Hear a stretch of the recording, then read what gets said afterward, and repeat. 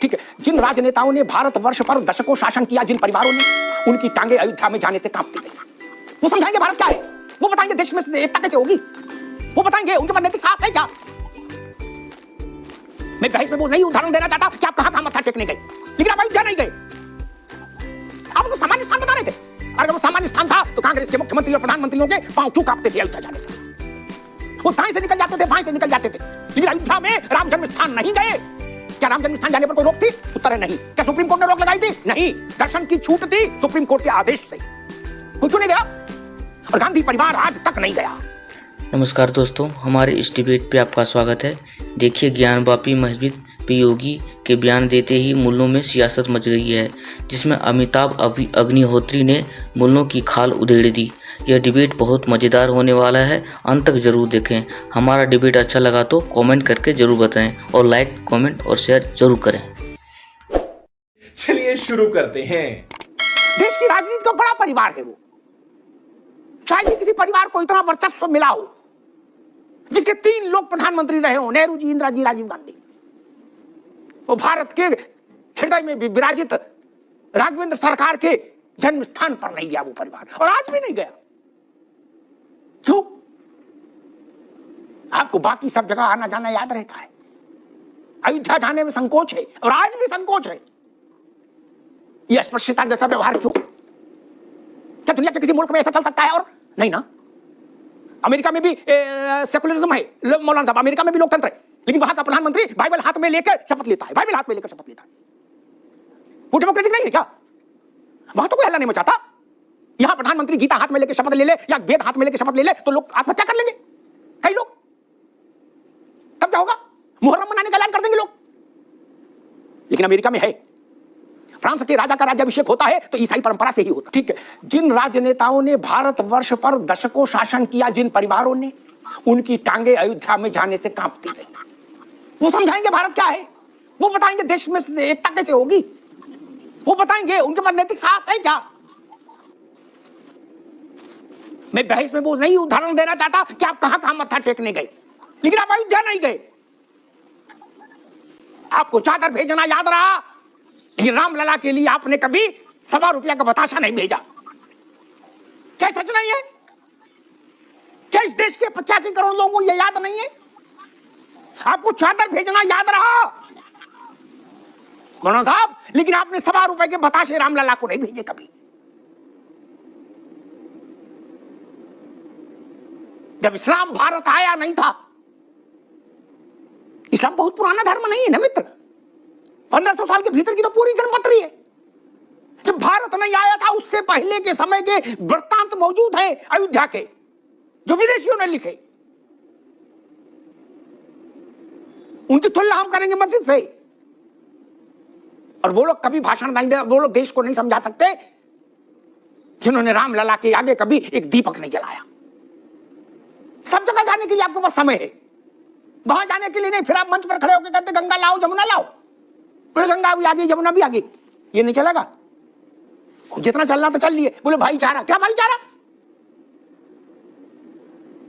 आप सर पर टोकरी रखे गुलाब के पंखुड़ियों की जा सकते हैं, रामलला के यहां जाके वैष्णव तिलक नहीं लगवा सकते। राव साहब, ये दोहरा व्यवहार तो नहीं चल सकता। अब उसको गंगा जमुनी का नाम दिया जा रहा है। मैं कह रहा हूं गंगा में भी प्रदूषण आ गया, जमुना में भी प्रदूषण आ गया, ऐसे लोगों को चलते।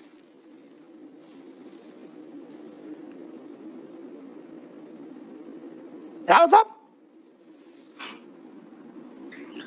अमिताभ जी, अभी नमुद्दीन साहब कह रहे थे कि हमारे लिए तो हर मस्जिद मुकद्दस है, हर मस्जिद हमारे लिए बहुत कीमती है।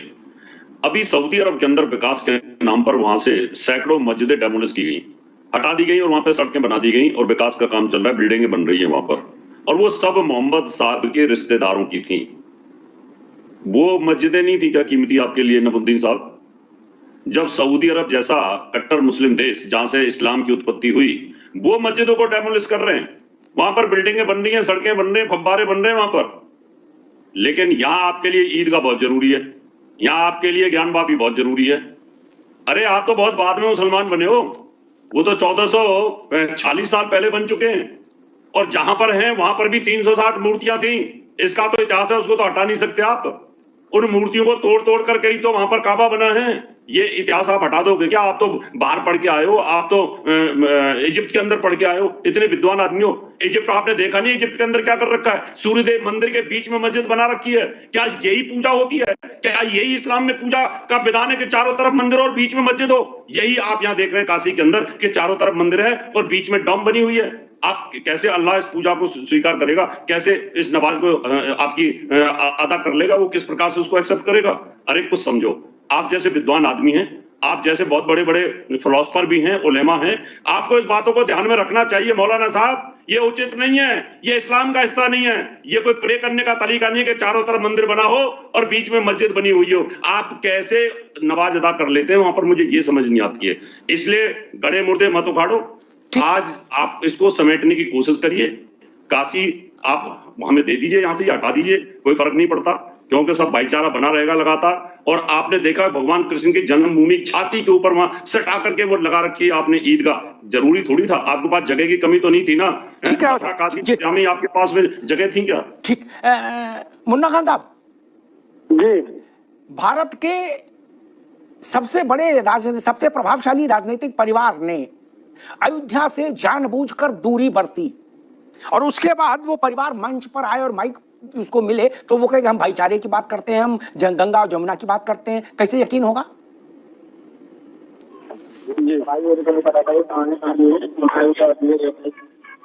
मुन्ना खान साहब जी जी जी ठीक है, सब जारी, मेरी आवाज जा रही है? हाँ, आ रही भाई।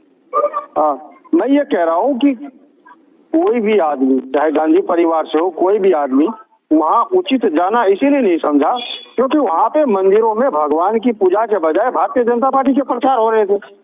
जब आप कहते हो कि तन में राम, मन में राम, बगल में राम, छुरी में राम, तो 22 जनवरी को उसी राम को वहाँ क्यों ढूंढना जा रहा था? तो कहीं ना कहीं आपने भगवान को भी बेचने का काम किया, प्रचार में लाने का काम किया। जिस तरीके से चारों पीठाधीश को इग्नोर किया गया और वहाँ देश के प्रधानमंत्री को पुजारी बना करके खड़ा किया, ये देश की जनता ने देखा और इसीलिए अयोध्या बीजेपी हारी है। इस तरीके से भगवान का व्यापार भारतीय जनता पार्टी करती है। मैं समझता हूँ इतिहास में कोई भी ऐसी सरकार नहीं आई जो भगवान का व्यापार करती हो, भगवान के नाम पे चंदा लूटती हो, जिसे गौ माता कह दी हो, एक्सपोर्ट करता हो, विपोर्ट करती हो। उत्तर प्रदेश में कहती हो गाय हमारी माता है, गुजरात में और वो गोवा में कहती है गाय खूब दबा के खाओ, अपने जीएसटी कम कर दिए। ये दोहरे चाल चरित्र दोगले लोगों को। ठीक है मुन्ना खान साहब, ठीक। मैं रत्नाकर सिंह आपसे एक सवाल लूंगा कि वो गाय का प्रश्न उठा रहे हैं मुन्ना खान साहब भी और मौलाना साहब भी। रत्नाकर सिंह जी, अमिताभ जी, देखिए गाय का प्रश्न उठा रहे हैं। गाय खाता कौन है? ये भी तो है, खाते तो आप ही लोग हैं। गाय खाने का काम तो आप ही लोग करते हैं। तो अगर सरकार को रेवेन्यू अगर उस पर मिल रहा है तो निश्चित रूप से आपसे रेवेन्यू वसूल करेगी, कहीं पे करेगी, कहीं पे अगर नहीं करेगी तो ये तो सरकार का, वो राज्य का निर्णय होता है, उसमें क्या कुछ कहना नहीं। और ये प्रश्न ये बार बार उठा रहे थे कि 22 जनवरी को वहां पे भारतीय जनता पार्टी का प्रोग्राम हो रहा था और मोदी जी को पुजारी की तरह ट्रीट किया जा रहा था। मैं इनसे पूछना चाह रहा था, इसलिए हम नहीं गए, ये कह रहे थे इसलिए हम नहीं गए। भैया, ये रामलला 22 तारीख को आप ठीक नहीं गए, उसके पहले आप क्यों नहीं गए? उसके बाद अभी तक आप क्यों नहीं गए? देश की जनता ये भी जानना चाहती है। वो आपके जो समाजवादी पार्टी के गठबंधन के जो अखिलेश जी है, वो तो कह रहे थे कि हम तो बाद में चले जाएंगे, कभी भी चले जाएंगे, उसके बाद चले जाएंगे, जरूरी नहीं है कि उसी दिन जाए। और आज तक 22 जनवरी के बाद आज तक अभी तक नहीं गए हैं। इसलिए नहीं गए हैं कि इनको डर है कि कहीं जिस विशेष समुदाय से ये प्रेम करते हैं और वोट की राजनीति के लिए मरते हैं, वो कहीं नाराज न हो जाए और इनका वोट बैंक कहीं खिसक न जाए, इसलिए ये नहीं जाते। जी जी, ठीक बात है। 1 घंटे बहस चली और इस विषय पर हम लोग बहुत बार बहस कर चुके हैं, लेकिन एक सबसे बड़े बुनियादी सवाल का उत्तर मुझे कभी नहीं मिला। मौलाना साहब को उस पर जरूर ध्यान देना चाहिए, वो आलिम है। जब हुकूमत बादशाह की थी मौलाना साहब, बड़ा सरल प्रश्न है लेकिन इसका उत्तर आज तक मुझे कोई नहीं दे पाया। मैं आज से थोड़े नहीं प्रश्न उठा रहा हूं, 35 साल तो मुझे हो गए उठाते हुए इस प्रश्न को, और देश के दुनिया के तमाम आलिम मेरे साथ जुड़े। जब बादशाह के पास अथाह जमीन थी तो आपने काशी में सटा के मस्जिद क्यों बनाई? छुटकी मस्जिद क्यों बनाई? मथुरा में जन्म स्थान पर ईदगाह क्यों बनाया? आपके पास तो पूरा ब्रज खाली पड़ा था, सलीम चिश्ती की जहां दरगाह बनाई है वो इलाका पूरा खाली पड़ा था, वहां ईदगाह बनाते, दुनिया की सबसे बड़ी ईदगाह बनाते, खड़ामा खड़ामा आदमी वहां चला जाता है ये नमाज करने। काहे को बनाई भैया? सटा सटा के क्यों बनाई? सटा सटा के। इस बात का उत्तर हमको आज तक किसी ने नहीं दिया। क्यों? इस बात का उत्तर दे देंगे तो आपकी नीयत पर सवाल उठेगा। हमको मालूम है जन्नत की हकीकत, हमको मालूम है कि आपने सटा के क्यों बनाई, आप क्या सिद्ध करना चाहते थे। आप भारत के माथे पर लात रखकर खड़े होना चाहते थे, आप भारत की छाती पर लात रख के खड़ा होना चाहते थे, अपने पैर का निशान हिंदुस्तान की आत्मा पर छापने का साहस कर रहे, दुस्साहस कर रहे थे आप। कोई विद्वान मुझे बता दे कि विश्वेश्वर महादेव के आंगन में आपने वो छोटी सी मस्जिद क्यों बनाई? पूरा काशी खाली नहीं था क्या? और जहां आपने मस्जिद बनाई वहां मुस्लिम आबादी भी नहीं है, घनत्व तो नहीं है, उसे कई किलोमीटर आगे जाके मुस्लिम आबादी है काशी में। बात मैंने पहले भी उठाई थी। वहां क्यों नहीं मस्जिद बनाई जहां नमाज पढ़ने वाले थे? मथुरा में आपने जहां मस्जिद बनाई, ईदगाह बनाया, वहां मुस्लिम रिहाइश घन का घनत्व तो नहीं है मौलाना साहब। जहां घनत्व तो है वहां क्यों नहीं बनाया? हमको मालूम है जन्नत की हकीकत क्या है। दिल को बहलाने के लिए भाईचारा अच्छा है मौलाना साहब, ये नहीं चलेगा ना। ये गंगा जमुना दोनों नहीं चलेंगी, दोनों खारिज। इस बात का जवाब पहले दे, सटा सटा के मस्जिद क्यों बनाई? जिले इलाही जितनी जमीन चाहते दे सकते थे मस्जिद के लिए, 100 एकड़ 200 एकड़ 500 एकड़ 10,000 एकड़। और एक बात कह दूं, वर्शिप एक्ट की बड़ी चर्चा होती है, पूजा स्थल विधेयक की, नरसिंह राव लाए थे उसको। उसमें एक चीज और भी इन कानून है कि 100 साल से पुरानी जो राष्ट्रीय महत्व की इमारतें हैं मौलाना साहब, क्या उन पर वर्शिप एक्ट लागू नहीं होता? वो वर्शिप एक्ट के प्रव्यू से बाहर है, परिधि से। इस बात को भी ध्यान में रखना होगा। और काशी विश्वनाथ हो, ये जन्म स्थान हो, ये 100 नहीं, ये तो 1000 साल से ज्यादा पुरानी चीजें हैं, हजारों साल से। इसलिए इस चीज को भी ध्यान रखना होगा। इसीलिए दोनों मसले हाई कोर्ट में इंटरटेन हुए, काशी का भी और मथुरा का भी। और एक बात मुझे समझ नहीं आती, गाय का विषय उठा भाजपा, उसका उत्तर दे, लेकिन मैं एक बुनियादी सवाल पूछता हूं मुन्ना भाई से। इंदिरा गांधी प्रधानमंत्री थी, रावत जी, पूज्यपाद करपात्री जी महाराज के नेतृत्व में हजारों संत भारत का पार्लियामेंट के गेट नंबर 1 पर इकट्ठा हुआ था, ये कहने के लिए इंदिरा गांधी से कि गौ हत्या निषेध लागू करिए। क्या किया था? पार्लियामेंट परिसर, पार्लियामेंट स्ट्रीट की सड़कों पर भारत के साधु और संतों के शव पड़े थे, गलियों में रक्त था, रक्त। मौलाना साहब, कांग्रेस किस मुंह से गाय की बात करेगी? आपने गाय बछड़ा चुनाव चिन्ह तो रखा, आपने गाय को चुनाव जीतने का माध्यम तो माना, लेकिन गाय के सम्मान की रक्षा के लिए जब साधु आए तो आपने उन पर गोलियां चलवा दी। इससे ज्यादा दुखद, इससे ज्यादा शर्मनाक भारत जैसे धर्म प्राण देश में कभी कोई दूसरी घटना नहीं हुई कि सैकड़ों साधुओं को गोलियों से उड़ा दिया जाए। अरे ऐसा तो वो छोटा मोटा वो कौन है, किम जोंग, वो भी नहीं करता है। आपने साधु ढूंढ दिए। जो लोग डाकुओं को ढूंढ नहीं पाए, वो साधु ढूंढ दिए। और मुन्ना खान साहब ने एक बात उनको और आएगी, मौलाना साहब, गौ हत्या पर संविधान सभा में चर्चा हुई। जब कांग्रेस के पितामह, गांधी परिवार के पितामह पंडित जवाहरलाल नेहरू ने मालूम क्या कहा, बहुमत चाहता था संविधान सभा में कि इस पर एक केंद्रीय कानून हो। जवाहरलाल जी ने कहा नहीं, केंद्रीय कानून की जरूरत नहीं, ये राज्यों का विषय है, राज्यों पर छोड़ दो। क्यों? आप तो गाय बछड़ा चुनाव चिन्ह वाले लोग थे। आज बता रहे हो अल कबीर का कारखाना और फलाने का कारखाना, आपने केंद्रीय कानून क्यों नहीं बनाया? क्यों नहीं बना के गए? दुनिया के कानून आपने बनाए, लेकिन गाय की रक्षा के लिए कानून नहीं बनाया। और जो लोग आज कह रहे हैं कि क्यों नहीं बनाया भाजपा ने, ठीक है, भाजपा इसका उत्तर देश को देगी कि क्यों नहीं बनाया, कटघरे में खड़ी होगी भाजपा। लेकिन मैं पूछना चाहता हूं कि आज मौलाना साहब, आज मोदी की सरकार अगर राष्ट्रीय कानून बना दे गौ हत्या निषेध का सख्ती के साथ, इसी मंच पर बैठे हुए लोगों में से कुछ लोग उसकी खिलाफत में खड़े हो जाएंगे। गलत कह रहा हूं क्या? आप कहिए कि हम सब लोग वचन देते हैं, नागालैंड से लेकर त्रिपुरा से लेके और हर जगह फिर बैन हो जाएगा, आप वचन दे दें?